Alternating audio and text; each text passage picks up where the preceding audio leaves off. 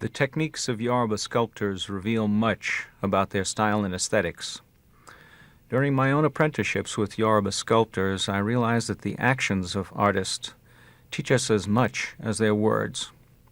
Here, we're going to witness the master sculptor Ebo Segbe of Pobe in the Republic of Benin, while he was working on a Shango dance wand, or Oshe Shango, in the summer of 1973. You're seeing some views of the exterior of his house and compound and some of the family members, and also some of the wooden handles for his carving tools. He's seated under a shaded area in the open courtyard of his compound, and he's just beginning to do some work in blocking out this Shango dance wand, or Oshe Shango. And as he works, I'm going to be commenting on aspects of his life and work, and also discuss concept of his style and aesthetics inherent in and revealed by the creative process.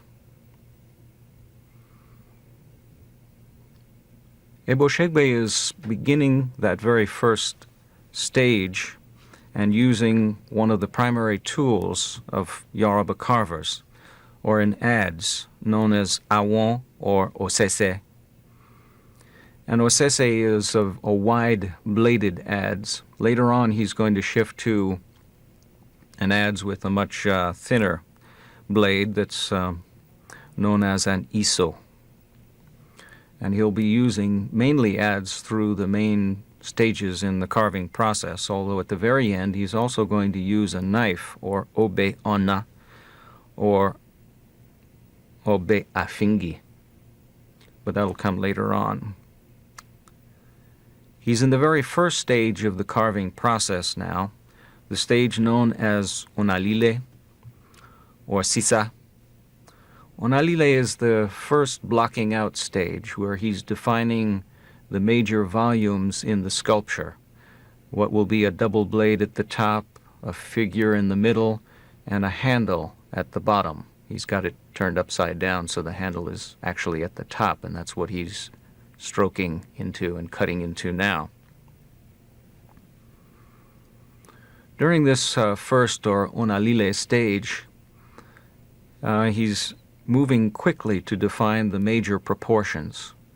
And as he works, he will change his perspective in relation to the work to maintain a sense of symmetry and of balance. He'll work left side against right side. He'll work the front, and then he'll work on the back, keeping in mind the ideas of balance and symmetry and straightness in the forms. Ebo Segbe learned carving from his father. He said to me, quote, "My father was a carver, but he was also a farmer. After finishing the farming work, he would return home to carve. I used to watch him as he carved, and when we came home from the farm, I began to learn. Now that I'm old myself, I can no longer work in the fields, and so I prefer to carve. I inherited this profession from my father." And that's very typical of Yoruba sculptors. They usually inherit the profession from fathers and grandfathers, but young Yoruba boys who exhibit an interest and a talent for carving will also be able to apprentice themselves, and then their parents will pay a kind of apprenticeship fee.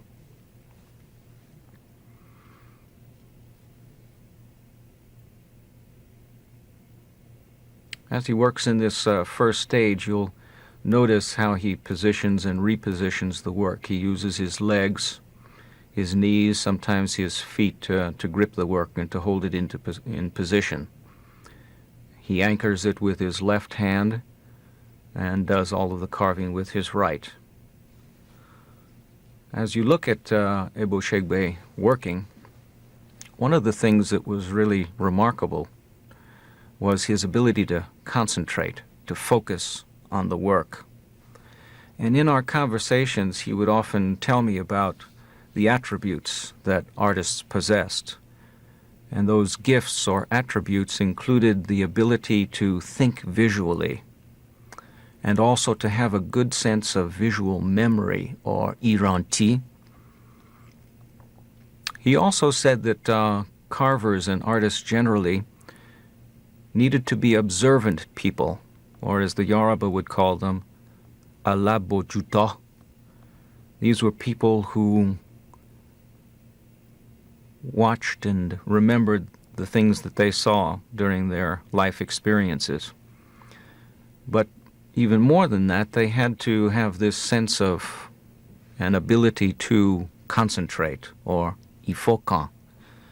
And that's an important one for carvers. He's working in a compound. You don't see a lot of the other activity going on around in this open space, but in fact there are kids coming and going, women, visitors coming in and out of the compound. There are lots of other activities going on as well. And he has to be able to really concentrate on the work in the midst of all of these potential distractions. Ebo Segbe also told me that carvers needed to be cool, calm, and collected individuals, that they had to have the qualities of composure and especially of patience, or ifarabale, and suru, as the Yoruba would explain it. He's now defining the back of the head of the figure.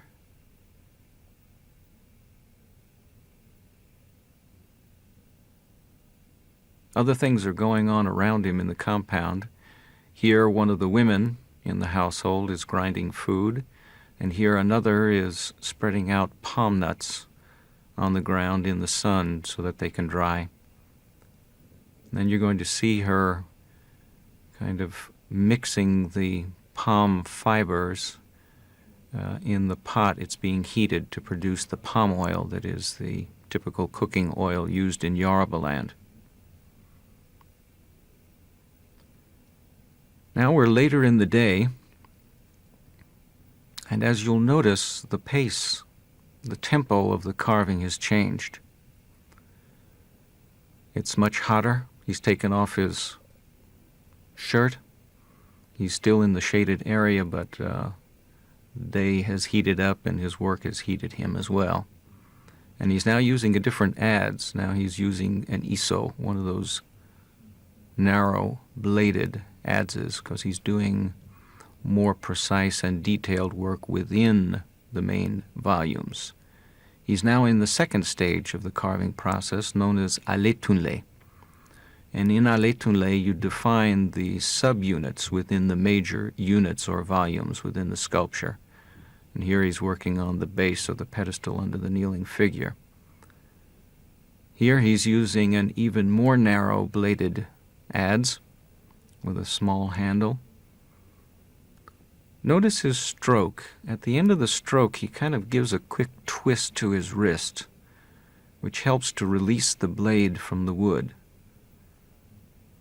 The kind of pace and rhythm that he develops in the carving is one of the things that contributes to the balance and to the rhythm within the final work itself. Action defines the aesthetic. Here he's marking out two parallel curvilinear lines that are defining an arc over the figure in the dance wand. Here you'll see him using his legs and his knees as a kind of vice to hold the work in place as he defines certain parts of it. You're seeing it from the side, so you're seeing the profile of the head and the breasts of the kneeling female figure. And he's got the handle grip between his legs. Now he's moved into the third stage of the carving, which is known as didan, and the fourth, fifin. Didan is the smoothing and the rounding of the surfaces, and he's using one of the obe, afingi, one of the knives. He uses this to refine the surface and also to incise the delicate patterns that will decorate the surface of the work. Yorubas appreciate that kind of finished quality in the sculptures. And he's just beginning to work at that stage now of Didan and also of Fifi. He's working on the forehead of the face of the figure, and he'll be defining the jawline, separating the forehead from the line that will indicate the start of the coiffure or hairstyle.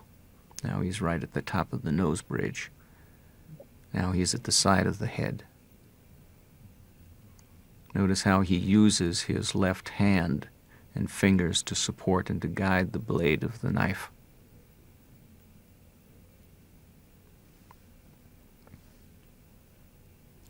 Ona for the Yoruba is a complex concept that includes such ideas as skillful manipulation and transformation of medium, embellishment of form.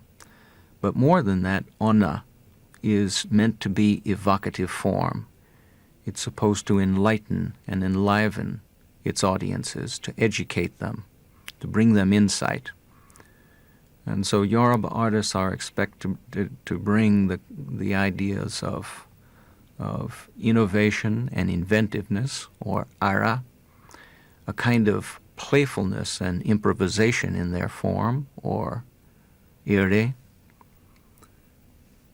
appropriateness of image and completeness of form, or pipe. Here he's gone back to use the adze to realign the length of the knees, and with that he completes the second of two of these Shango dance wands, which he was commissioned to do by the Shango Society. It took him about 2 weeks to complete the work, and if we can judge from the expression that we're about to see on his face, he seems pleased with his work. Esheon Ebe. Thanks very much, Ebo Segbe.